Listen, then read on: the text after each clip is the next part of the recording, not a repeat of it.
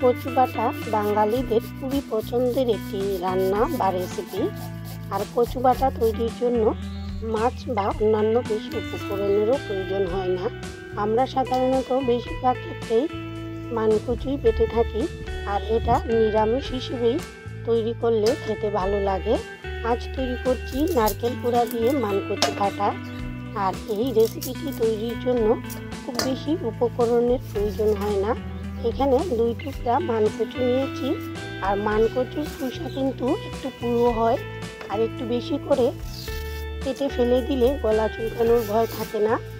আর মানকচু যত কেটে নেওয়ার পর যত তাড়াতাড়ি রান্না করা যায় ততই ভালো, কারণ কচুর গায়ে যে রস থাকে সেটা শুকিয়ে গেলে বা গড়ে কয়েকদিন রেখে দিলে সেই ক্ষেত্রে অনেক সময় গলা ধরার ভয় থাকে।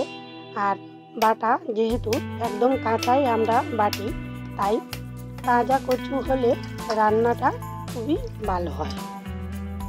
কচুর খোসা একটু পুরো করে কেটে ফেলে দিয়েছি, সেই সাথে নিয়েছি নারকেল।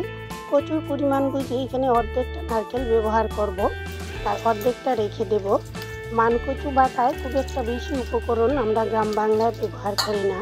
সর্ষে অথবা কাঁচামরিচ, আর কাঁচামরিচের পরিবর্তে শুকনো মরিচও দেওয়া যায়, তবে কাঁচামরিচ দিলে সবচেয়ে ভালো হয়, খেতে খুবই সুস্বাদু হয়।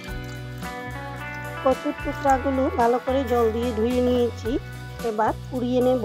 কচু বাটার আগে হালকা এভাবে পুড়িয়ে নিলে ছাঁকনিতে বাটতে সুবিধা হয়।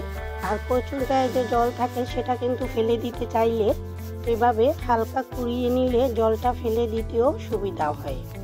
সবগুলো টুকরা এভাবে ছেঁকে নিচ্ছি একটা ছাঁকনিতে। আর মানকচুতে অনেক সময় গলাও চুলকায় কাঁচা বাটলে, সেই ক্ষেত্রে কচুর ভিতরে যে জল থাকে সেটা চিপে ফেলে দিলে রান্না বা এই রেসিপিটা তৈরি করতে কোনো অসুবিধা হয় না, কখনোই গলা চুলকানোর ভয়ও থাকে না। গ্রাম বাংলায় কচু বাটা 2 রকমভাবেই আমরা তৈরি করি। একটা হচ্ছে পুরোপুরি কাঁচা বাটা, শিলে বেটে তৈরি করে নিই। আবার শিলে বেটে নেওয়ার পর কড়াইতে একটু ঝাল বেশি দিয়ে বা অন্য কালো জিরা বা জিরা ফোড়ন দিয়ে হালকা নেড়ে চেড়েও নামিয়ে নেওয়া যায়। তবে সরাসরি কাঁচা কচু বাটলে, শিলে বেটে রান্না করলে বা তৈরি করলে সেটা খেতে সবচেয়ে ভালো লাগবে। পুড়িয়ে নেওয়ার পর অল্প করে লবণ দিয়ে খুব ভালো করে হাত দিয়ে চটকে নিয়েছি। এবার এই জলটা ফেলে দেব।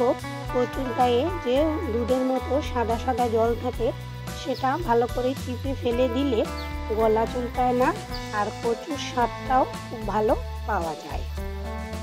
মানকচু হজমের জন্য খুবই ভালো, আর কচু খাওয়ার উপকারিতা এমনিতেই অন্যান্য সবজির চেয়ে একটু হলেও বেশি। এতে আয়রন আর ক্যালসিয়ামের অভাবও পূরণ করে, রক্তের ঘাটতিও কম হয়। আবার কচু কিন্তু খেতেও খুবই ভালো। আর মানকচু বাটা বাঙালিদের খুবই ঐতিহ্যবাহী একটি ভর্তা বা বাটা, আর এর স্বাদ কখনোই ভোলা যায় না। খুব সহজ উপকরণে তৈরি করে নেওয়া যায়। তৈরি করতে একটু সময় লাগে, তবে খেতে কিন্তু অসাধারণ। হাত দিয়ে চেপে চেপে একটু সময় নিয়ে মানকচুর ভেতরের জলটা এভাবে চিপে ফেলে দিয়েছি। এতে কখনোই গলা চুলকাবে না, আর কচুর স্বাদটাও কিন্তু খুবই ভালো লাগবে। প্রায় 8 বাটির মতো ঘন দুধের মতোই দেখতে মানকচুর জল বের হয়েছে। এই জলটা ফেলে দিলে কখনোই তার গলা চুলকাবে না।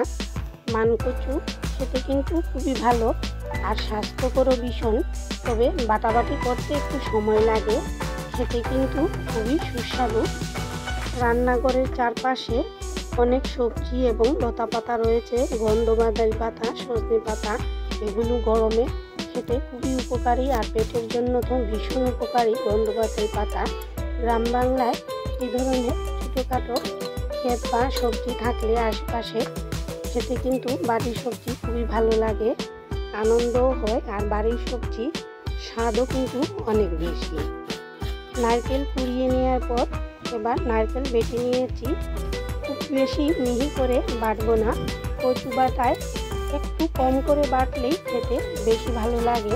আবার যারা একদম মিহি করে বাটতে চান মিহি করেও বাটতে পারেন। এক বাটা দিয়ে নারকেল কুড়া রেখে দিয়েছি তুলে। এবার পরিমাণ মতো কালো সরিষা নিয়ে নিলাম, আর সেই সাথে শুকনো মরিচ ভাজা। কাঁচা মরিচ বাড়িতে ছিল না, সেই কারণে শুকনো মরিচ তেলে ভেজে নিয়েছি। এবার সরিষা এবং শুকনো মরিচ দুইটাই একসাথে শিলে বেটে নিচ্ছি। আর বাটাগুলো খুব বেশি মিহি করে বাটছি না, প্রত্যেকটা বাটাই কিছুটা আধ বাটা করে দিচ্ছি, এতে বাটাটা খেতে বেশি ভালো লাগবে। মানকচু বাটায় গ্রাম বাংলায় সাধারণত সরিষার তেল, লবণ, সরিষা এবং কাঁচামরিচ এই হাতে গোনা 2-3টি উপকরণই ব্যবহার করা হয়।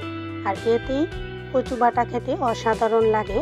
অনেকেই অনেক ধরনের মশলার উপকরণও ব্যবহার করেন। যত কম মশলা দিয়ে তৈরি করা যায় ততই কচু এবং নারকেলের স্বাদটা সঠিকভাবে পাওয়া যায়। সরিষা শুকনো মরিচ বেটে নেওয়ার পর এবার কচুও একইভাবে বেটে নিচ্ছি, আর খুব বেশি মিহি করে বাটছি না। বেটে নেওয়ার পর এবার পরিমাণ মতো সরিষার তেল আর সামান্য লবণ দিয়েছি। কচু নারকেলের পরিমাণ অনুসারে লবণ দিতে হবে, আর বাটা বা ভর্তাতে লবণ একটু কম করে দিলেই ভাতের সাথে খেতে দারুণ লাগে। এবার খুব ভালো করে হাত দিয়ে মাখিয়ে নিচ্ছি। কচু বাটা একদম তৈরি। নিরামিষ এই রান্নাটা খেতে খুবই অসাধারণ, গরম ভাতের সাথে খেলে দারুণ জমে যাবে। কেমন লাগলো জানাতে ভুলবেন না, আর এতক্ষণ পাশে থাকার জন্য অসংখ্য ধন্যবাদ।